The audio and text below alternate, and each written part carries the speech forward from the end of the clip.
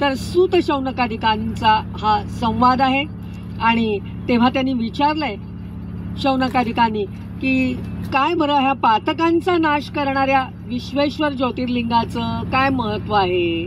आणि त्यावेळेला त्या एक एक गोष्टी आपल्याला सांगतायत.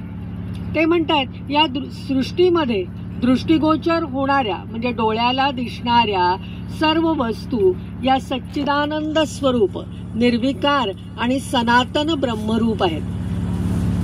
आपल्याला जरी असं दिसत नसलं वाटत नसलं की आपण हे सगळं दृश्य खरं आहे असं समजून चाललो आहोत, पण त्यांच्या मनाने हे असं आहे की हे स्वरूप आहे, हे ब्रह्मरूप आहे.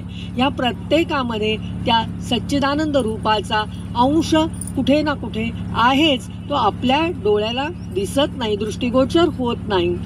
आणि त्यामुळेच त्या अद्वैत भावात रममाण झालेल्या परमेश्वराला जेव्हा अनेक होण्याची इच्छा झाली, काल आपण म्हटलं एकोहम बहुश्याम प्रजायय, त्याला अनेक व्हायची इच्छा झाली आणि तेव्हा तो सगुण रूपाने प्रकट झाला. त्याला आपण शिव म्हणतो. मग शिवच पुरुष आणि स्त्री रूप धारण त्यांनी केलेलं आहे आणि त्या स्त्री रूपाला आपण शिवा असं संबोधलेलं आहे. आता शक्ती म्हणजे शिवा आणि पुरुष म्हणजे शिव असं जे स्वरूप आहे ते दोघांचं मिळून असं एक कार्य आता सुरू झालेलं आहे.